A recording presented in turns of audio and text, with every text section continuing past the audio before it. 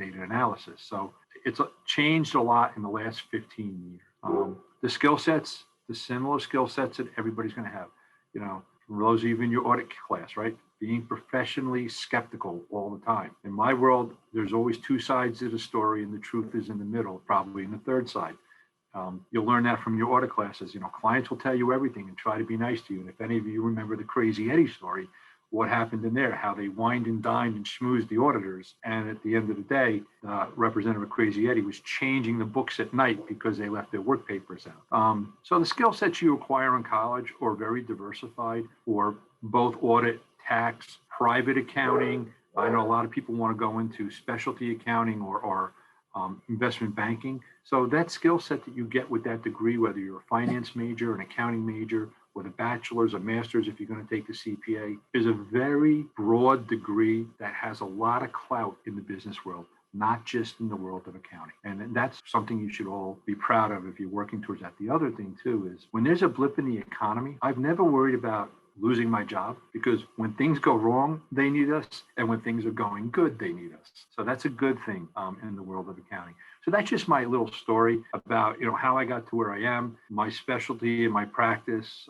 And one of the things I enjoy doing, I enjoy teaching it fairly. I enjoy giving back. I enjoy mentoring staff and people. That's one of my big things is in the world that I grew up in, we used to say they throw you to the wolves, or sink or swim. They used to throw you out there. My thing is listen, I can throw you in the water, and if you can tread water, great, but you will never swim if no one teaches you how to swim. So I'm like, you want to make it tough for people and trial by fire, fine, but at least give them the ability to be able to put out that fire. And that's what I really enjoy doing, is talking to people, talking to students, listening to your concerns. And the biggest thing, I have 5 kids, all right? They range from 26 to 20. So they're all pretty closely condensed. My mother taught me this skill and it's never left me. Listen to people, because don't dismiss someone who's not your age or a lot younger than you, because they're bringing to you a different perspective of the world. And that has really, really greatly helped me in my practice, where we were able to morph it and use more technology and become more proficient in OCR technology and scanning documents and all that type of stuff, where the world I grew up in, everything was hunt and pack, look at the physical document. I now have, and I refer to them as kids, because to me they are kids, but they're intelligent human beings who can go to a PDF, they can sort a PDF, they can go to IDEA, they can go through data files and all that type of stuff. So that's one of my big things, is giving back and learning from you guys. As much as I can teach you, you can teach me a lot more. So with that said, if anybody has any questions, I'm happy to sit here and ask away. Hi, Mr. Klein. Sal Jeri. So, you're muted. Right there is a skill set you cannot teach. The first person to ask a question. So good job. Thank you. Appreciate that. So my question is, and of course I'm an accounting major as well, so I wanted to understand your role in, it's a common question that all accountants are being asked, but how has the pandemic really affected your role today, and how are you kind of maneuvering through it with your workload? Okay, well, how has the pandemic affected me? Let me take the first part of the question. In the beginning, it was rough and it was tough. For someone of my generation, working remotely and doing these Zoom meetings and things is tough at first, because I'm used to being up early, getting to the office early, leaving the office late. It was a challenge for me personally on a time management and a motivation type of thing, because I had a 35-year habit, right? That said, now we're a year. My office will be closed a year in March. We've adapted. The interesting piece is the younger members of the team, service team, firm-wide, adapted right off the bat. That was the best thing for them. I'll give you a little story. My son graduated college and got a job. And then when the pandemic hit, he was talking to Morgan Stanley, and he got a job at Morgan Stanley, and he was all excited and this and that. And he got the phone call. I said, "How was the phone call?" He goes, "Great, I got a raise." I said, "How'd you get a raise in a pandemic?" They told me I could work from home for the next year and a half, so I didn't have to commute to Manhattan. So you guys adapted very well. As a firm, we did really well as a firm. We had a very, very good year, because the PPP loans, which is the Paycheck Protection Program loans, that added a whole new layer of revenue sources for accounting firms, working with banks and working with clients. I always figured, how would this trickle down to my group? Well, now the IRS and the government is investigating some of the loans and thinking they might have been fraudulent, this and that. We're actually doing work in that arena. And because we were so plugged in helping clients get the loans of what was going on the flip side, now that there's litigation work or representation work, we're well positioned with our skill sets to help defend clients in that area as well. So The pandemic, like everyone else, was a big bump in the beginning. The road kind of got smoother, and we adapted. What I will say is the investment into resources that we made as a firm into technology, we have like 5, 7, and 10-year plans on investments into technology and hardware and all that. I will say that we probably ramped up this year. Our 7-year plan was condensed into a 7-month plan, but we did it. And I mean, as witnessed by the Zoom, all the vendors, whether it be Zoom, WebEx, or any infinite number of other vendors, all met the challenge. And there's features now that we never would have thought of a year ago. So the big key thing is human beings are resilient. We always find a way to move forward and get through. And it was a tough year. And I would say that as a group, we all did it. From the university on down. I was teaching last semester online courses and didn't miss a beat with my class. I mean, it was seamless. I mean, once I learned how to share the screen and handle the audio and all that, and then switch the audio to the students, we made it. So, but that's a great question. And the answer is, at the end of the day, is we're all resilient. Human beings are resilient, and we always find a way to get back to the top. Appreciate that. Thank you. Hope I answered your question. No, absolutely. You did. Thank you. Anyone else? Yes. Hubert, it's Ron West. Hey, okay, well, hold on. Are we going toe for toe on backgrounds here? I'm sorry? Are we going toe to toe on the virtual background? The one in back of me is Hong Kong. I try to change them every once in a while. I had a session going on, so I just jumped in to say hello to you and to the students, and to thank you very much for hosting and presenting this meeting. I actually have an open house coming up at a few minutes after 5 that I got to put finishing touches on some slides that I'm doing. But I just wanted to say hello to you and to thank you very much. No problem. Thank you. I see a number of my students also in this session, which is nice. Sal is there with his beautiful background, talking about background with Empire State in the back of, in the back, and some others. I'm not going to mention names, but I just threw them out. So nice seeing you, and all the best. Thanks, Professor. Have a great day. Taking off. Take care. Bye now. Bye-bye. Bye. Now, the interesting thing is he's talking about backgrounds, and Sal, yours is nice too. Mine is a background, and I had to testify, and the judge is like, "Are you testifying from that location?" I said, "No, Your Honor, I'm not." And there's a reason that I'm not, because if I was to show you what's behind me, let's see if I can do that here. You can see my wife's Barbie collection on the wall. My wife and daughters have a Barbie collection in the wall unit behind me. So that's why I keep my virtual background up, because it's a lot easier to explain a virtual background to say, why are you sitting in a room full of Barbie dolls in your boxes? Okay, who's next, guys? Don't be shy. I don't bite, and it's a computer. I have a question. Sure. Go ahead, Brian. So I heard you talking about how, Eisner and a lot of other companies have become really reliant on like data mining, data science. Can you talk about that? Because it's such like a hot industry. And I just want to hear what you guys like utilize on a daily basis at EisnerAmper. Right. And I'll give you a good example. Well, one is big data controls the world, not just in accounting. All right. There are research companies, there are marketing and advertising firms. I mean, data is king these days, because that's really the driver of a lot of revenue in a way that people drill down into buying habits and everything like that. We rely on big data in a lot of our cases. And from a firm-wide perspective, in my group, we'll use a different types of tools, whether they're ideas, some internally generated products. We have a team of people 15 people, that's all they do is design systems and platforms for within the firm. So that's a major investment. And I thought that was big, but if you compare that to what the big four spends internally to develop data analysis and platforms and things like that, it's pretty big. As far as on the firm side, we're using different programs and developing internal programs. One is, we want to break down our clients as to what niche industry are they in, what services do we provide them, where are the most profitable service. And profit doesn't always mean billing and revenue. You could be more profitable if you had 5 staff accountants working on a $100,000 job than a partner and a manager working on a $100,000 job, just because of the payroll disparity.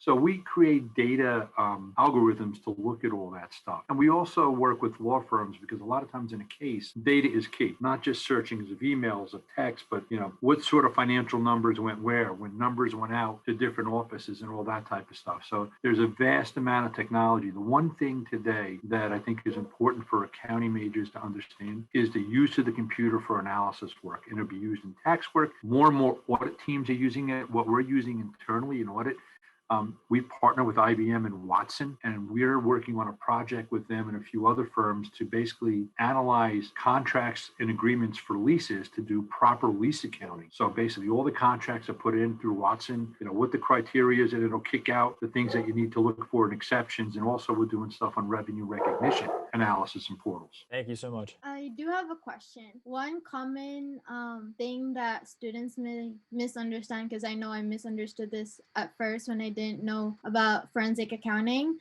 What's the relationship or what's the chemistry between audit, tax, and forensic accounting? Okay, well, I'm going to give you the litigation answer. It depends, but the relationship is good. On the audit side, we do a lot of asset impairment testing for public company audits. So we'll do a lot of work for companies whose financial statements are done by the Big Four, and they'll have a section 141 and 142. And I don't want to bore you with code sections, but 141, 142 just means if you buy a company and you buy the assets and you value them at a certain number, every year you have to do an analysis to see if, lack of a better word, that value should be depreciated and at what level. We review that type of work that's done by the Big Four. We also do our own valuation work. So we work with the audit team closely because they'll give us the audit. They need us to review the asset impairment report and go back and forth. And we'll also talk to the Big Four firm if we think that there's a discrepancy or something that's with the tax side. We work closely with them if there's estate and gift tax valuations. If someone dies and we have to value the business for estate tax purposes, or a valuation was done for estate tax purposes and now 2 or 3 years later the IRS is coming to challenge it, can we step in and help represent the estate against the service, whether it be the Internal Revenue Service, New Jersey Division of Taxation, or New York Department of Revenue, and kind of, or any other state, and help work these things out. Thank you, Professor. And I would like to also ask, what's the biggest challenge you've ever experienced as in doing forensic accounting? The biggest challenge I've ever faced was my life was threatened when I was a 23-year-old accountant, and I wasn't doing forensic. Hold on, I got to get my dogs out. I have 3 German Shepherds. The largest one's 130, the next one's 105, and the one that makes all the noise is 65. So they'll be out in a second, and then I'll finish. But my life was threatened. Like I said, I was I think I was 23 at the time. And it was an interesting thing is we're working on a high-end divorce case. And yes, divorce requires a forensic accountant because we had to value the business.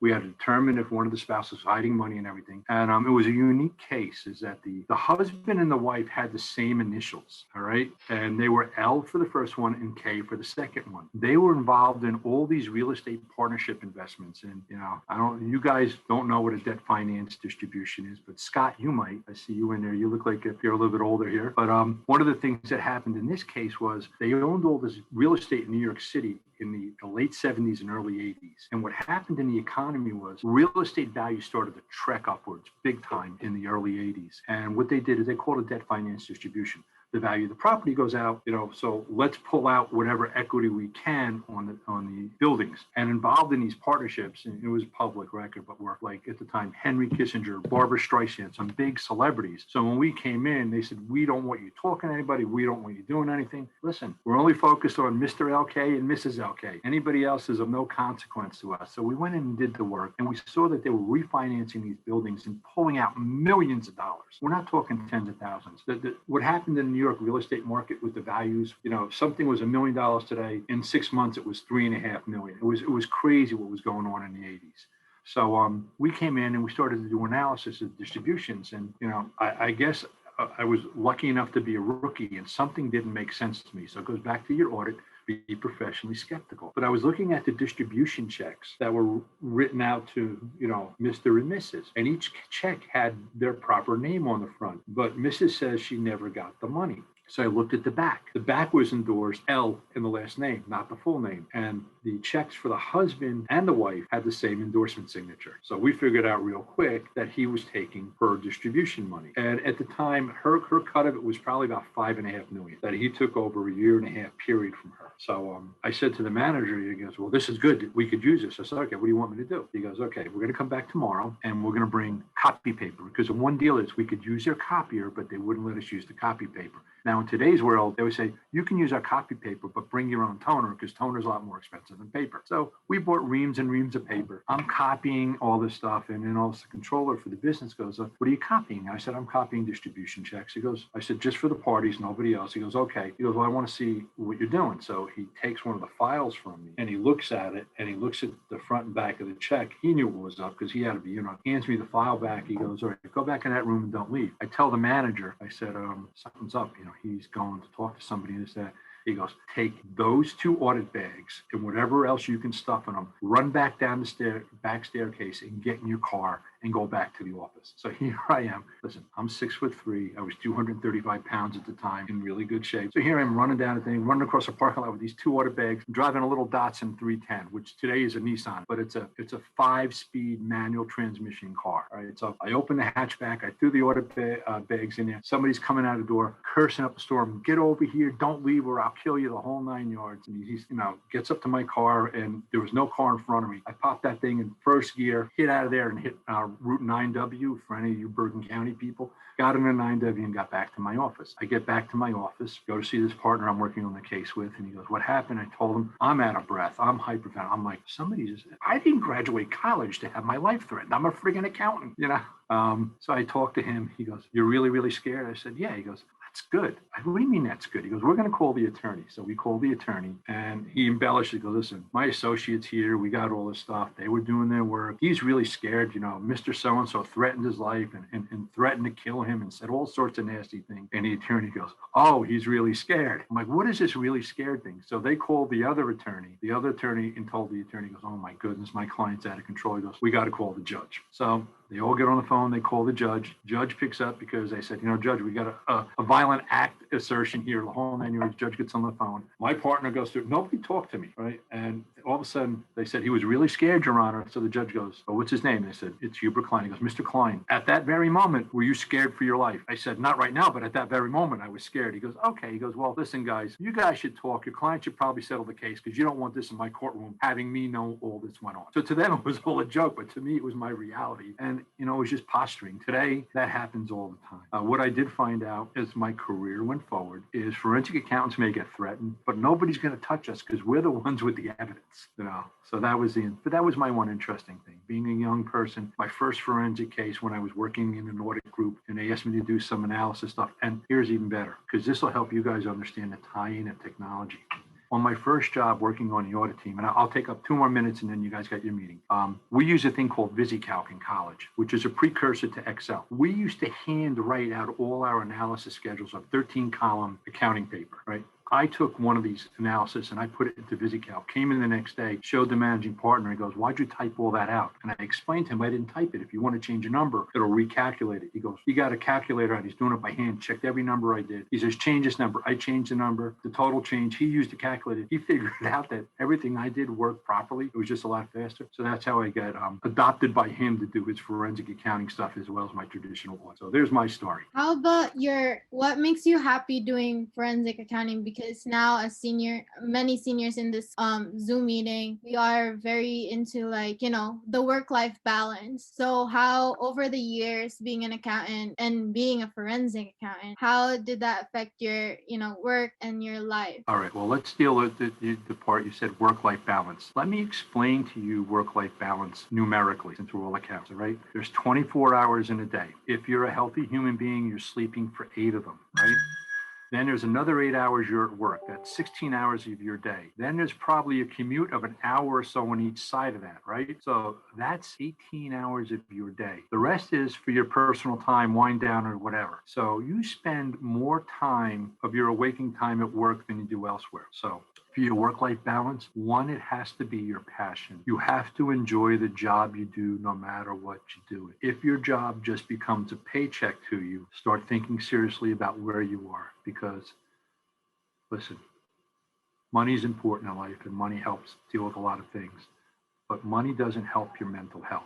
And if you're going to a job that you're spending, 8 to 10 hours a day and you're not happy about getting out of bed to be there, then find out what really motivates you and where you want to be for those 8 to 10 hours. So work-life balance is an easy thing if it's your passion. And when something becomes your passion, you have to have a shutdown switch, all right? You can't always be in game mode. Even the best athletes take time off. There's a reason football ends in February, they don't start up to May. There's a reason baseball ends September and begins up in April. It's not just the weather. Physically and mentally, you need to find time to recharge your battery.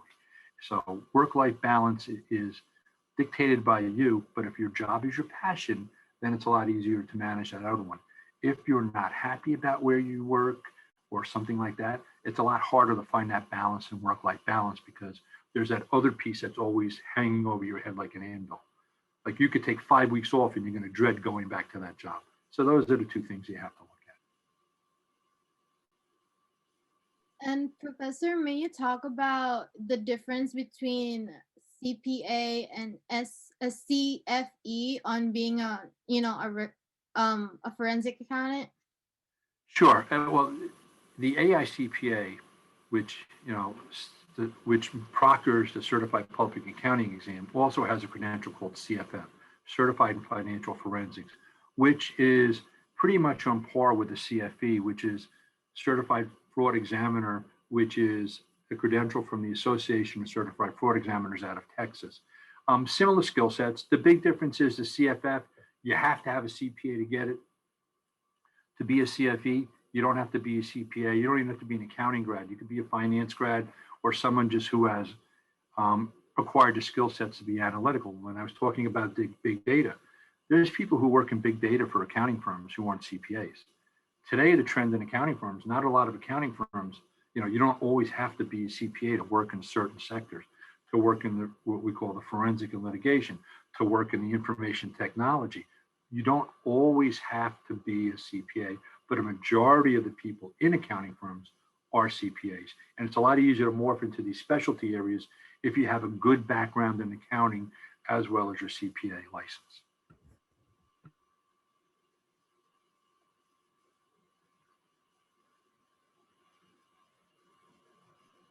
I have another question as well. Sure. So over your experiences working and life experiences, what made you choose to work at EisnerAmper? Okay, well, this comes back to when you talked about work-life balance. I was a partner in an accounting firm in Clifton, New Jersey, and I had 2 other partners. We had a very, very nice practice. Tax season was coming up. I had just had a major operation. Everybody knows what diverticulitis is, but I had diverticulitis, which is a stomach inflammation, the whole 9 yards. So I had a major operation. And I was sitting there and I was like, I don't know if I really want to do tax returns anymore. I had just lost the love and passion for doing that part of the work for a couple of years and didn't do anything about it. I was very friendly with a man named Milton Kahn, who was at EisnerAmper, and we were served on a hospital board and some other places. And we were very friendly. And he knew I was doing the forensic work as half part of my practice. Part of my practice was doing half taxes and the other half was doing forensic.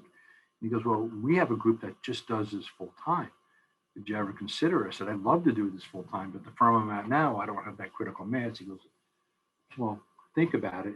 I thought about it, called him, had a couple of lunches with him and some of the other forensic partners, and the rest is history. But this is my passion. This is what I like doing. I'm not going to kid you. There are nights I work till 3 a.m, all right? But I'm not killing myself from January 1st to April 30th anymore. I just do it in different times of the year and different things each case. So that's how I got to EisnerAmper. As a friend of mine said, you're really good at what you do, and maybe this is another outlet for you. So I was fortunate. I had a good friend and a good mentor who actually I talked to this morning. We talk at least once every other week. And that's kind of how things go in life. So wherever you go to, also find a good mentor, someone who can listen to you and provide advice.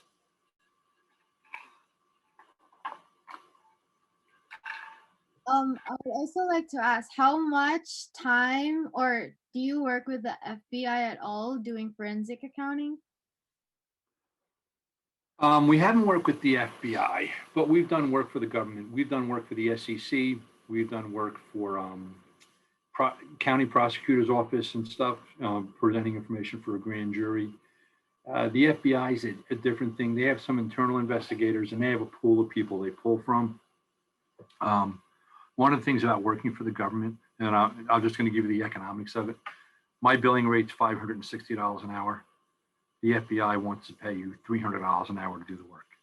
So there are firms that fit into that and people who do, but we don't. But I actually have an associate of mine. I tried to get her for today, but she's out of town. She left us, went to the FBI for 4 years, did some investigative work out of the Philly office, and then came back to us. And I said, why did you come back? She goes, well, the work at the FBI level, what you do is, you don't get into the trenches kind of like we do. And I said, so what was the best thing about being an FBI agent? She goes, I got to carry a gun. But she came back to us. I've seen people who've done both. I had somebody who left us and has moved up the ranks in the FBI. So mostly law enforcement at that level will work for regulatory agencies or local governmental law enforcement agencies. And over the years, do you think that forensic accountants are really in demand in the industry? Well, there's reports published every year, and the top 10 of like the top, say, 50 service lines, forensic and valuation and litigation is always in the top 10. It used to be the top 2 and 3. They've kind of moved down the ladder, but they're in the top 10 niche revenue streams. I think the demand is going up because you're seeing more demand outside of just the accounting. The insurance world is looking for forensic accountants. Hedge funds and private equities are looking for forensic accountants and people to look at the deals that they want to do and do some merger and acquisition type of work. So the need for the skill set is increasing. You know, they might change their titles. They might not be forensic accountants, but they might be M&A advisors or turnaround and workout specialists, but it's the same skill set. You know, the one thing I learned about this world is, you know, people can do the same thing and it is rebranded under a different name and everybody thinks it's the newest and best thing, but it's the same skill sets. I have another question. So for people interested in, say, forensic accounting and they would possibly want to do an internship, is it more of a position that's maybe more like a senior accountant, or do you have a lot more like entry-level positions? Like, how can you explain that to everybody? Well, internships we look for people in their junior year because the world has changed. The whole idea of an intern today is not an intern to get the kid experience, all right? It's get an intern because if they're good, we want to extend them an offer before they graduate. So you guys are kind of like the old, the guy who's watching the basketball or football prodigy or a girl's basketball prodigy in 8th grade and says, I want them to come to my college before they're a sophomore in high school. Same thing's going on in the business world. We're trying to get talent committed earlier and earlier and earlier. So usually junior year, sometimes senior year, with the whole intent is, yeah, you'll get some great experience, but if you really work out, we want to make sure we can put an offer in front of you before someone else does. Because the fight for talent is vicious right now between accounting firms. I have a quick question too. When you're like recruiting these forensic accountants, is it do you have like more of a favorable opinion on those who have more of a background in like business law, or does that not really matter as much in terms of? Actually, the things that are driven today are candidate specific. You know, I look at resumes and I look at everything and listen, I was the top 5 in my class when I graduated, all right? And now when I look around, I see a lot of successful people and this is for those people who want who want to understand the world is run by everybody, not just us smart guys, all right? Not just us summa and magnum cum laude people. There's a lot of people out there. So what's important is I can talk to somebody and have a connection with them, all right? I've talked to some very intelligent people who are not good communicators. And I'm not saying that they can't do the job, but human beings are social and the ability to communicate and connect with someone is very, very important. Where I could see somebody who's really like maybe a high B or a mid B student, but is an effective communicator and listens, you know, sometimes that's better than someone who's, you know, top of their class and knows it. You know what I mean? So it's a communication. Sometimes you talk to people and they just respond to your questions and there's no dialogue. Dialogue's important. You know, I want to ask an interviewee questions and I want the interviewee to interview me because it's as important to them where they wind up as it's important for me to get the right hire.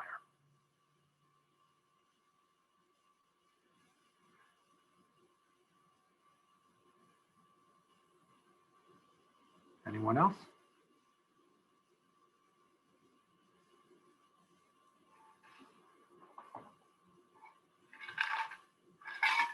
I'm losing my voice, sorry. But I mean, if you have any other questions, I'm happy to ask. Also, Quinn, if you could, you know, they can have my email address to reach out to me with any questions. You know, just give my EisnerAmper email address. I live by the phone today, so when it goes off, you know, I'm very responsive. I have a rule, a business rule. all right, take this with you. If somebody makes an inquiry or asks you a question, the most important thing is to respond within a business day, all right, within 24 hours. Second rule, you do not have to give someone the answer, all right, but you do have to acknowledge that they communicated with you. Here's my example. Someone will call me with a technical question, or do you think this is right, or do you think that's right? They leave me the voicemail or the email. I will call them. I said, I read your question. I think I understand what you're looking for. However, I don't have the answer. Can you give me a day or two to get back to you? They're okay because you've acknowledged. The worst thing to do, and my kids haven't figured this out yet.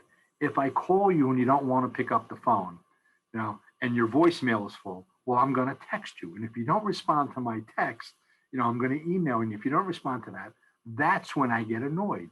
So in today's world people just want to be acknowledged that you communicated with them. They're not always looking for you to have the answer, because a lot of times these questions, they're knee-jerk questions because it's important to them because it's in their head. But in the overall scheme of things, it's probably not important to the engagement you're working on. But nobody likes to be ignored. As my kids say, I learned some lingo. I said, I don't want to be ghosted. If I reach out, get back to me. Professor, with that being said, other than communication skills and the analytic skills, what other skills do we need to obtain as forensic accountants? You need a good foundation in accounting knowledge. All right, accounting is more than debits and credits, right? Because we could all learn that matrix. How to increase an asset, how to increase the liability and capital and expenses and revenue. It's just that hound dog type of approach that you just don't want to do it. You want to understand it. To me, sometimes the best skill I see in people is people who don't get it, because it's confusing sometimes, this stuff, but people who want to understand. You could always teach somebody who makes a mistake, but wants to understand why they made the mistake, as opposed to some same person who continues to make the same mistakes. Well, then they're not passionate about it. So good analytical skills, good communication skills, solid accounting foundational background. Take your social science classes, all right? Sociology and psychology, I thought, were a waste of time when I was in college. They're not a waste of time. You learn a lot about human behavior and how humans operate. In my class, when I teach the forensic accounting class, we have a chapter devoted to human body language, eye movements, body movements, all those kind of things that people do. You learn that in a sociology class. If someone's talking to you and they're never looking at you, well, I'm a little more suspicious, because why aren't you engaged in a conversation? If they position their body to where they're facing the door, that's a fight or flight thing. You learn all those in your sociology and your liberal arts classes. It goes a long way. Another thing, be well-rounded. I was a business major and said, why am I sitting in a Western Civ class? Well, I learned a lot in that class, and a lot of that stuff pertains to today. And when you hear about events and things that go on around the world, it kind of puts things in perspective. And sometimes you get into conversations with people and they talk about certain things, and you're well-rounded. It's not always just about the Yankees and the Mets, and I'm a Met fan, so I really never have much to talk about. I usually defend myself more than I talk, but just be well-rounded, and people enjoy that, because sometimes there are conversations about, oh, I went on vacation here. Well, now you could connect with somebody. Your communication skills can kick in. Oh, how was that? What did you do? What did you enjoy? I've never been there. You become more comfortable. The big thing, and I'm hoping this changes over the next 20 years, but one of the big things we always talk about in my firm is presence, right? Your individual presence in front of other people, because that's really your first impression. Everybody says you never get a second chance to make a good first impression, and that is so true. So when I talk to people, if they carry themselves professionally, they speak professionally, and kind of things they do, that's important. Listen, just about everybody in this world curses, all right? But when you're in there's certain settings in which you would not do that. And I always say, when you're in a business setting, pretend you're in that business setting with your mother and your grandmother. So when you talk, anytime, and even if the other person chooses to use the language, be careful. Sometimes it's a trap and they're willing to see if you're going to take the bait. So develop your personal presence. Be comfortable. Talk to each other like you're talking as colleagues. It's a great way to do it. Everybody says have an elevator speech. You don't need an elevator speech. I can tell everybody who's practicing an elevator speech, that's not them. Be yourself, be honest. In this world, you can only be one person, and that's yourself. And that's what you should take to everything, no matter who you talk to. Be yourself, because that's the person I want to work with and I want to connect with.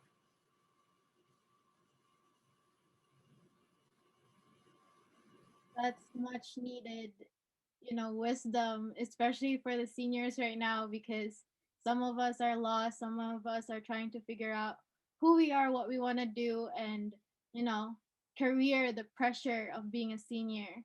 So thank you for that. It's not an easy time, guys. I get it. But guess what? I was a 22-year-old college senior once. I like to go to the Jersey Shore. I like to go out. I like to drink. I like to have fun. All right. You guys don't look at me like that. I wouldn't think it, but I was where you were once. And that's just part of growing up. So enjoy your senior year. The pressures of the job market, all that stuff works it out over time. The good news is, I always tell my partners, hey, we have less years ahead of us than we have behind us. You guys are the opposite. You have more years ahead of you than behind you. Okay. So the world is yours. Find your passion, chase your passion, be the best at what you want to be, and everything else will fall into place. And I'm not going to kid you. There will be hiccups along the road. Not everybody has them, but some people have them. You know what? You get stronger. What did they say? Vince Lombardi said, it's not how many times you fall down, it's how many times you get back up. So you're going to hit roadblocks and pitfalls, and those are challenges, and you're all equipped with the skills to overcome those challenges and move forward. All right. So I wish you all a tremendous amount of luck. The job market's pretty good right now for new accounting hires. For those of you who don't know, accounting firms are in a little bit of a bidding war for talent. So the salaries are going up, and firms are bidding against each other to get talent right now. I know that because I was on an HR call this morning, and we actually extended an offer to somebody, and somebody countered us and offered them $15,000 more. And this is somebody with 1 year experience. And I just said, listen, if somebody's just chasing money, I'll get you the money over time. But if you're just chasing money and your current employer wants to get it, take it. I'm not gonna get into a bidding war over talent when I don't know how good you are yet.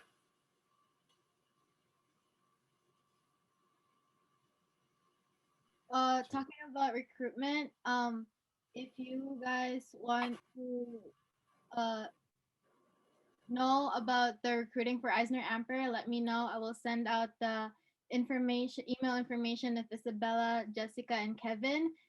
They are our FDU recruiters from EisnerAmper in the tri-state area, New York. Kevin Nardone?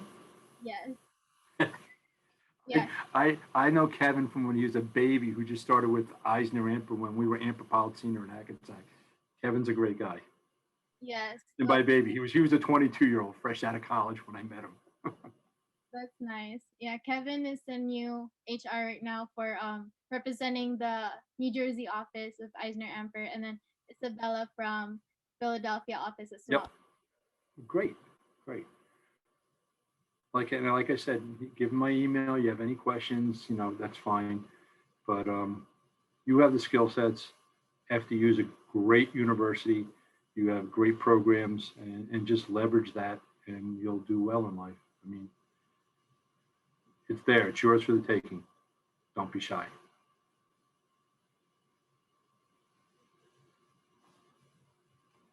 Any last questions, everyone? We have 9 minutes left. Mr. Khan, do you feel that forensic accounting is more of a growing field or shrinking field? A lot of people have fears that accounting is eventually going to be a shrinking field because everything could be computerized, but I feel like forensic can't really be computerized as much. Well, the analysis work in forensic accounting is getting computerized, but whether it's accounting, audit, or even tax, you still need subjective input. You still need the human mind to make decisions. you know, eventually artificial intelligence is going to get there. But one of the things that happens with subjective input is you have to be able to explain how you got your conclusions, where artificial intelligence doesn't explain it, it just does it. So forensic accounting, to answer the question, is a growing field. There's more of a need, and it's not just in accounting firms. Like I said, private equity and hedge funds, merger and acquisitions, insurance companies, any sort of risk analysis agencies. And in Europe, believe it or not, there are accounting firms and law firms joining together. It's not legal here in the States for that to happen, but you're seeing some forensic accounting firms and large law firms actually partnering together and becoming one firm, because the laws over there are more flexible for that.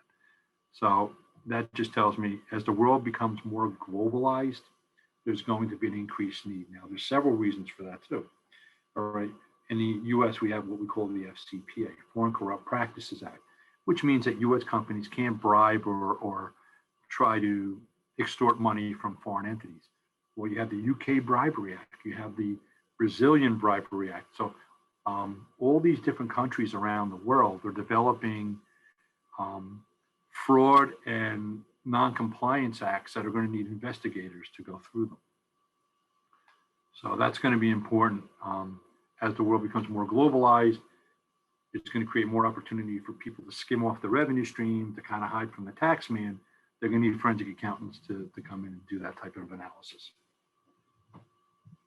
And if you want, if you go on the AICPA or just type in AICPA trends for college students, the last one they did was in 2019. They do it like every 2 years. There's probably one coming out this year, but it's a trends on the degrees, bachelor versus master's, male versus female, also racial and ethnic demographics, and where the jobs are. So that's a good little read, a lot of charts and stuff for you to look at, but just go into AICPA trends, and it's a free download, and you'll kind of see what's going on out there. There's also the PAR Accounting 100, and every year they, I think the one should be coming out in the next month or so. It'll tell you what the top 10 niche areas are for accounting firms, and you'll see that forensic and litigation and valuation is always up there in the top 10. So that's stuff that's publicly out there that you can get access to. If you see stuff in the Bureau of Labor Statistics, just know that that information is 4 to 5 years old. They're not current. But the AICPA trends and the PAR, or Accounting 100, as I call it, has not only ranks the firms nationally. You know, EisnerAmper is in the top 20 firms in the country. You know, we're a $440 million accounting firm. Guess what? For us to become number 10, we'd have to go from 440 million to 1 billion. That's a big jump. We'd have to more than double. But it lists all the accounting firms and kind of where their specialties are, what percentage of their practice is devoted to audit, tax, and consulting services. And FLPS generally falls under consulting services. So there's data out there if you're looking for it to see what the trends are. Also go to the Association of Certified Fraud Examiners, or ACFE, believe it's a .com, and they have industry studies and things of what's going on out there for hiring trends. That was great. Thank you. Okay, guys. I have one more question for you.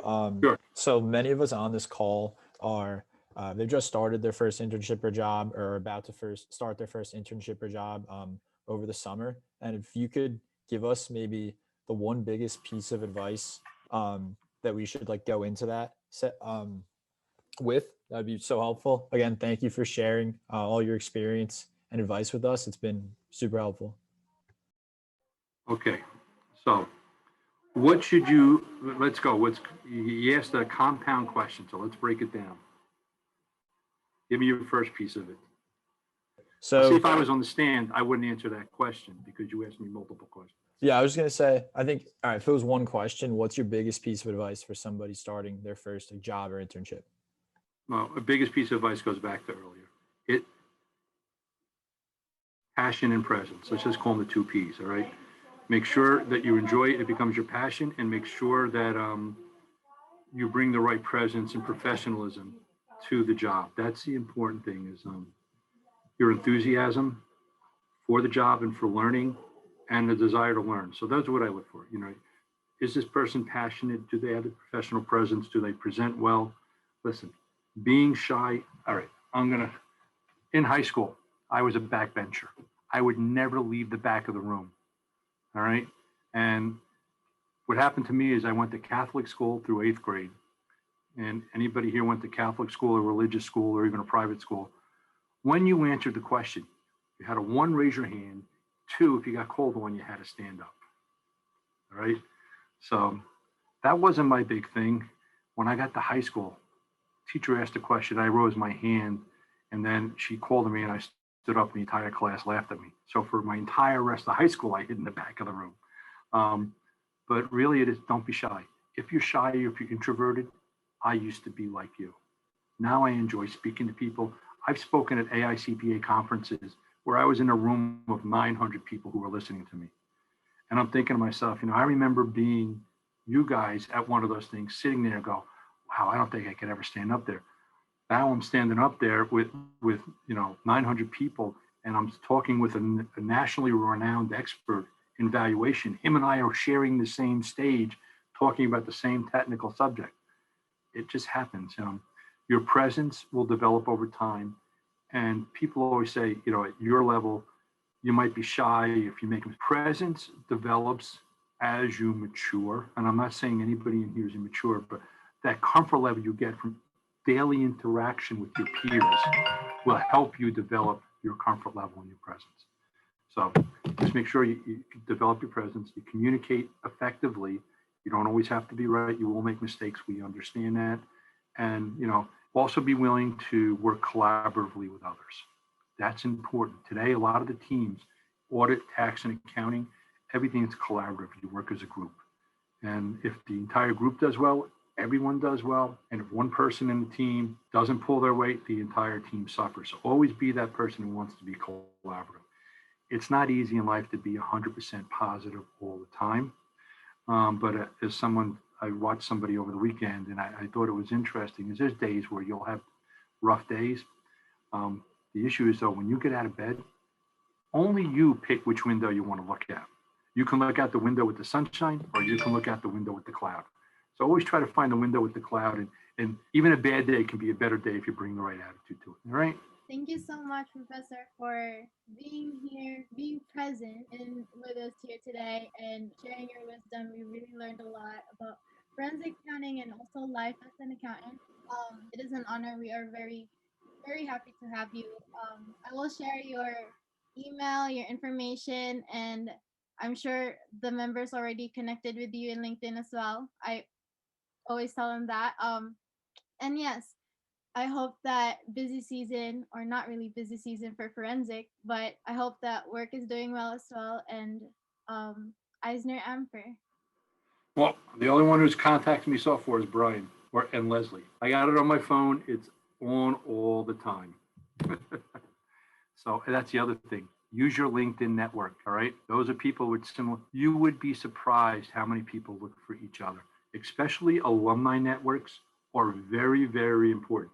There are some very, very successful people who went through FDU, right? And they're out there. And some of them, they're not all sports stars and they're not all in other, some of them are just general business people and they know the quality of education you're getting. You might get opportunities with them. That runs from internships to first jobs to who knows what down the road, all right? So I'll leave you with this last piece. Farm your network, all right?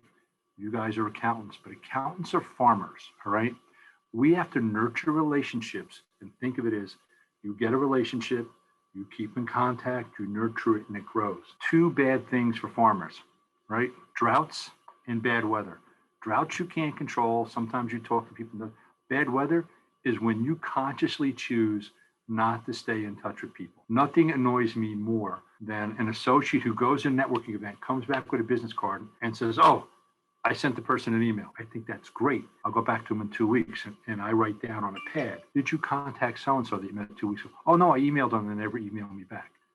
No, you need to farm this relationship. So you know what this person does. You sent an email, they blew you off. That happens. So you know what? If you know they practice in commercial litigation, find an article on the web, which is not really hard to do in 3 minutes, and say, hey, I thought this article might be of interest to you. Now you've brought it down to a level where you've taken your contact and connected with them at the level they're on.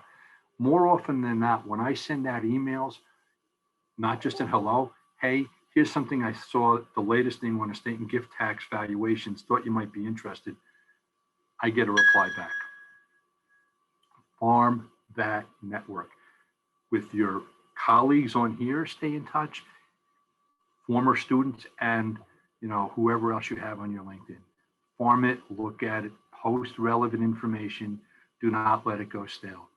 You guys don't use Facebook. My generation uses Facebook. Everybody knows what we ate and where we went on vacation, because that's what my generation does. You guys have other things you can communicate to each other with, and stay involved. Just stay involved. If you work in a company and they have a basketball team or a softball team, stay involved. If you're not athletic, it doesn't matter. They have team managers. There's a place for everybody to be connected. So do that. Now I'll let you go. Thank you, Professor.